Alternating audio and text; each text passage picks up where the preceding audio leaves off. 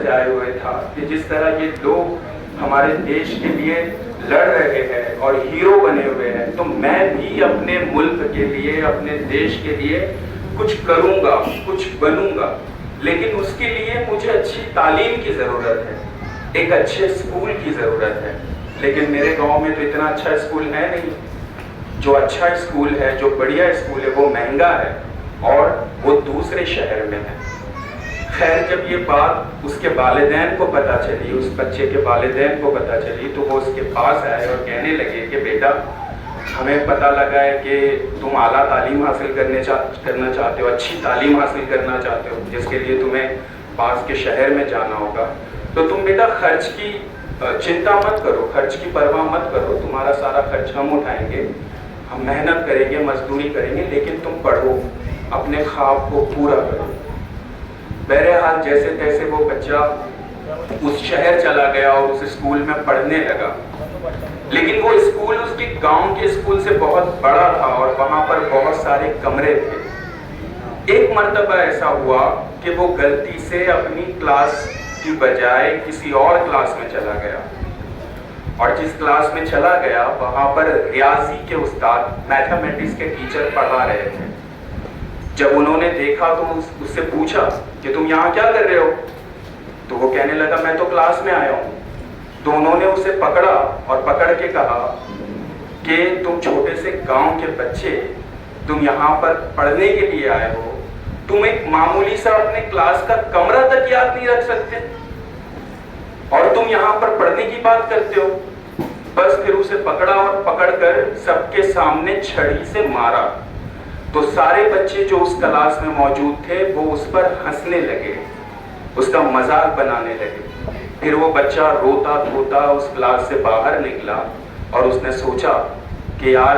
اب تو بڑی شرمندگی والی بات ہو گئی، اب تو میں نے یہاں نہیں پڑھنا۔ لیکن پھر اندر سے اس کی آواز آئی کہ میرے والدین نے اتنے پیسے خرچ کر کے مجھے یہاں پر بھیجا ہے، اگر میں ناکام لوٹا تو وہ کتنے شرمندہ ہو گئے۔ بس پھر کیا تھا، اس نے بہت من لگا کر پڑھائی کی، اور پھر جب اس کا میتھمیٹکس کا پیپر ہوا، گنت کا پرچہ، ریاضی کا ایگزام ہوا، تو اس بچے نے سارے سوال کے صحیح جواب لکھے، اور جس دن رزلٹ آیا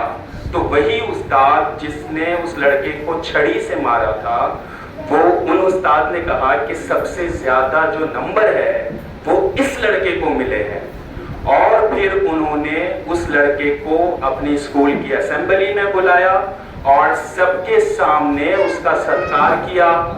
اس کو عزت نوازی اور اس بچے کی تعریف کی کہ پہلی مرتبہ ایسا ہوا ہے کہ ریاضی کے پرچے میں 100 میں سے 100 نمبر کسی لڑکے نے لیے ہیں۔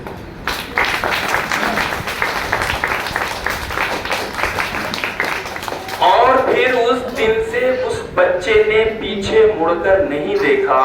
وہ ہمیشہ اپنی کلاس میں اول آتا رہا، ٹاپ کرتا رہا، اور ایک وقت یہ آیا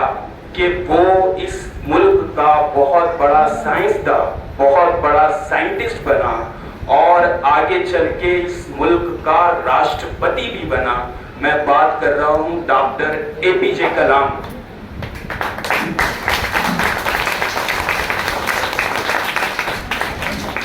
تو میں چاہتا ہوں، میں یہ کہانی میری کلاس کے بچوں کو بھی سناتا رہتا ہوں ہمیشہ، تو میں چاہتا ہوں کہ یہ جذبہ آپ لوگ اپنے اندر بھی پیدا کریں،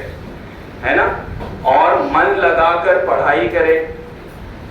دیکھیے آپ نے جیسے یہ کہانی میں نے سنایا، کتنے مشکل حالات تھے، کتنی مشکل سے انہوں نے پڑھائی کی۔ ابھی تو الحمدللہ ہمارے گاؤں میں اتنا اچھا اسکول ہے، آپ کتنے اچھے اسکول میں پڑھ رہے ہیں، یہاں کے اساتذہ اتنے اچھے ہیں،